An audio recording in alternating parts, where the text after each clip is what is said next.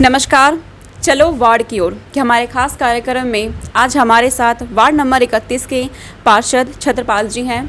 मैं सोनिका सिंह, आप सबका बहुत बहुत स्वागत है हमारे खास कार्यक्रम में। सबसे पहले आपका स्वागत है। धन्यवाद। आपसे पहला प्रश्न है कि आपका कार्यकाल का कितना समय हो गया है? अपने कार्यकाल के दौरान आपने कितने कार्य किए हैं? सबसे पहले मैं मीडिया हाउस का धन्यवाद करना चाहूँगा, जिसके थ्रू ये सारी बातें जो हमारे बीच की डिस्कशन होंगी या काफ़ी बातें ऐसी रह जाती हैं जो हम पब्लिक तक नहीं पहुंचा पाते हैं, आपके माध्यम से पब्लिक तक जाएगी। आप बताएं, आप क्या पूछना चाहते हैं? तो अभी तक आपने कितने कार्य किए हैं? सबसे पहला प्रश्न। मेरे कार्यकाल में मैंने स्टार्टिंग में जब बना था पार्षद, तो मैंने सब जगह जाके, हर पॉकेट में जाके उनसे उनकी पेंडिंग्स जो आने वाले 5 साल में कार्य होने थे उनकी लिस्ट मांगी थी। उस लिस्ट में से 95% कार्य मैं कंप्लीट कर चुका हूं। मात्र स्टार्टिंग के पहले 2 साल में ही मैंने कंप्लीट कर दिए थे।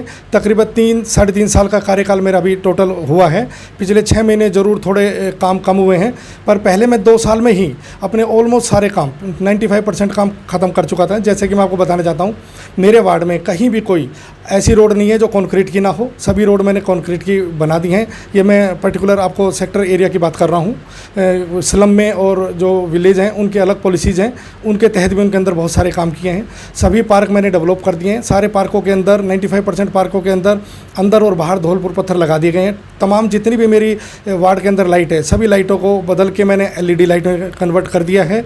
सभी पार्कों के अंदर अच्छे ट्रैक बना दिए गए हैं। सभी पार्कों के अंदर एक नई स्कीम आई थी ओपन जिम, जिससे बुजुर्गों को, महिलाओं को, सबको बेनिफिट मिलना था। टोटल जितने भी पार्क हैं मेरे वार्ड में, तकरीबन 48-49 पार्क हैं। सभी पार्कों में उनके साइज़ को देखते हुए मैंने उनके अंदर ओपन जिम की प्रोविज़न उनको कर दिया है। और डे बाय डे जितनी भी जो रोज़ की समस्याएं आती हैं वो तो हम रोज़ ही निपटाते हैं। बाकी जैसे मेन इशू होते हैं रोड वाटर, पहला साल ये ऐसा गया है जिसके अंदर पानी की लोगों को समस्या नहीं हुई, क्योंकि मैंने बहुत वर्क पिछले 2 साल से इस पर कर रहा था कि जितने भी पुराने ट्यूबवेल्स हैं उनके अंदर नई मोटर डाली जाएँ।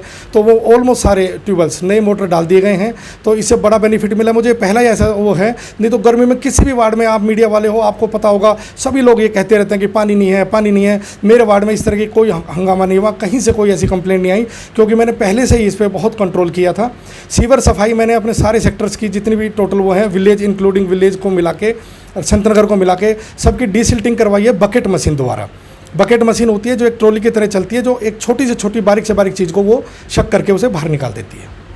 अगर बात करें आपके क्षेत्र में बच्चों के लिए किस तरह से व्यवस्था की गई खेल कूद के लिए या उनके स्कूलों को लेकर? बच्चों को जैसे ज़्यादातर पार्कों में क्या था, RW वाले उन्हें मना कर देते थे कि भाई नहीं खेलेंगे। हर ब्लॉक में जाके जहाँ भी ये समस्या जिन बच्चों ने डिमांड करी, जैसे जेड पार्क में लोगों ने डिमांड करी, बड़ा पार्क था, 17 सेक्टर में लोगों ने डिमांड करी, तो जो बड़े पार्क हैं RW के साथ में उनका सामंजस्य बैठा के थोड़ी थोड़ी जगह उन पार्क को उनको खेलने के लिए प्रोवाइड कराई है। महिलाओं के लिए क्या विकास कार्य किए गए हैं? महिलाओं के लिए बहुत सारी हमारी हरियाणा गवर्नमेंट की तरफ से स्कीम चलती है। अंडर पार्षद के तो ऐसी कोई स्कीम नहीं आती है, लेकिन महिलाओं के लिए जैसे हरियाणा सरकार की जितनी भी स्कीमें थी वो सारी स्कीमों का बेनिफिट उन्हें प्रॉपरली मिल रहा है। पहले BJP कार्यालय कहीं और होता था तो वहाँ से उन्हें मिलता था। अब नरेंद्र गुप्ता जी ने अपना कार्यालय खोल रखा है, वहाँ से भी हम सारी सुविधाएँ महिलाओं को ये प्रोवाइड करा रहे हैं। आगे आपकी क्या रणनीति रहने वाली है काम करने की? काम जैसे मैं कर रहा था, मैं अपने RW के साथ, आपको बता दूं, मैं अपने RW के साथ सामंजस्य मिला के काम करता हूं। मेरे यहाँ 5 या 6 बड़ी RW हैं। जैसे 17 सेक्टर में धर्मेंद्र कौशिक जी हैं, सेक्टर 16 में बलवान शर्मा जी हैं, LP सिंह जी हैं, 16A में संत गोपाल जी हैं, दौलताबाद में मान सिंह है, संतनगर में पवन लोहिया जी। इन सब के साथ मैं अच्छा तालमेल बिठा के काम करता हूँ। मैं कोई भी काम जब करता हूँ तो पहले RW की मीटिंग बुलाता हूँ, RW के साथ डिस्कस करके मैं जनता तक जो भी उनकी सुविधाएँ होते हैं वो पहुँचाने का काम करता हूँ, ताकि RW और पार्षद का सामंजस्य बना रहे। अगर बात की जाए कोरोना काल में, लॉकडाउन के दौरान लोगों को काफ़ी दिक्कतें हुई थी, कभी भोजन के लिए मोहताज हो गए थे लोग, किसी को अपने गांव जाना था, तो आपने उस दौरान लोगों को क्या सुविधाएं दी? कोरोना काल में मैंने जितना मेरे से हो सकता था उससे कहीं ज़्यादा कोशिश करके मैंने लोगों को सुविधाएं प्रोवाइड कराई थी। बहुत सारे मीडिया इंटरव्यू में भी मेरी इस बारे में तारीफ़ हुई थी, बताया गया भाई मैंने काफ़ी जितना राशन ज़्यादा से ज़्यादा मैं दे सकता था।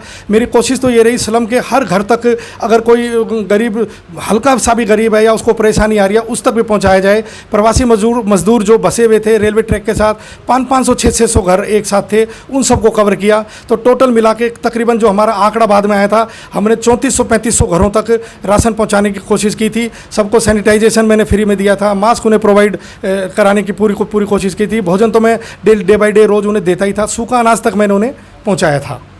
अगर बात की जाए कि आमतौर पर हर क्षेत्र में डिपो धारक से राशन मिलता है, लोगों को उसमें परेशानी होती है कहीं ना कहीं, तो इसकी व्यवस्था क्या है, कैसे है आपके क्षेत्र में? देखो इसमें आप बिल्कुल सही पर्सन उठा रहे हैं। मेरे वार्ड में भी इस तरह की समस्याएं रही हैं राशन को लेके, तो मैंने डीएफएसओ से बात करी, मंत्री जी से बात करी। उसके बाद से इस 2 महीने में काफ़ी समस्याओं का हल हुआ। जैसे 15-20 जनों ने आके जो शिकायत की, उनकी शिकायतें दूर कर दी गई है। एक कोरोना काल में जो सबसे इम्यूनिटी बढ़ाने की जो दवाइयाँ थी, मैंने अपनी पर्सनल दवाइयाँ डॉक्टर के कंसेंट से और जो आयुष डिपार्टमेंट द्वारा जो बताई गई थी, वो सब के पूरे वार्ड में, हर घर के अंदर, चाहे वो सेक्टर हो, विलेज हो, स्लम हो, सबको हर घर में फ्री ऑफ कॉस्ट वो दवाइयाँ पहुँचवाई हैं। उसका एक कोर्स होता था कैम्फर और ABS ALB करके, तो वो कोर्स पूरे 5 दिन का कोर्स की दवाइयाँ मैंने उनको पहुँचवाई थी। अभी पीएम मोदी ने एक अभियान चलाया है गंदगी हटाओ भारत, तो उसका क्या अपने क्षेत्र में उसको लेकर क्या व्यवस्था करेंगे आप? मोदी जी का मैं बहुत बहुत धन्यवाद करता हूं कि उन्होंने इस अभियान को चलाया। मेरे क्षेत्र में ये अभियान पहले से ही मैंने चला रखा है। मैंने एक दोस्त के साथ मिलकर एक ट्रैक्टर ट्रॉली हायर कर रखी है। मेरी कोशिश रहती है कि मैं अपने हिसाब से उनकी सारी क्लीनिंग एरिया की प्रॉपर करवाता रहूँ। मेरा आप किसी भी पार्क में जाके आप सर्वे करना, किसी भी पार्क के अंदर, क्योंकि वो ट्रॉली पे पर्टिकुलर फिलहाल पार्कों में चल रही है, क्योंकि लोग पार्क में आते हैं तो हाइजीन की प्रॉब्लम पार्क में ज़्यादा होती है। रोड पे तो फिर भी कई बार ऐसा होता है कि गाड़ियों में रहते हैं ज़्यादातर लोग। तो आप किसी भी पार्क में जाके देखो, कहीं भी किसी पार्क में कोई गंदगी नहीं है, क्योंकि स्पेशली वो ट्रैक्टर ट्रॉली वहाँ के लिए चलाया हुआ है। अब मोदी जी ने जो ये अभियान छेड़ा है, तो हो सकता है इसके अंदर इंप्रूवमेंट होगी। हमें अगर नई ट्रैक्टर ट्रॉली कोई प्रोवाइड बाहर से होगी गवर्नमेंट की तरफ से, तो रोडों को भी उसी तरीके से क्लीन करने की कोशिश करेंगे। आप अपने क्षेत्र के लोगों से कुछ अपील करना चाहेंगे, उन्हें कोई संदेश देना चाहेंगे? मैं यही अपील करना चाहूँगा, मोदी जी की अच्छी सोच है, मोदी जी की सोच के साथ हम चलें।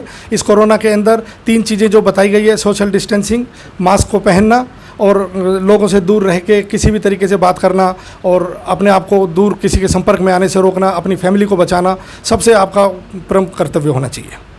तो ये थे हमारे साथ छत्रपाल जी, वार्ड नंबर 31 के पार्षद। इसी तरह हमारी मुहिम में हमारे साथ जुड़े रहें। आपको हर क्षेत्र के पार्षद से मिलवाएंगे, उनके विचार, उस पार्षद के क्षेत्र की समस्याएं आपको दिखाएंगे। नमस्कार।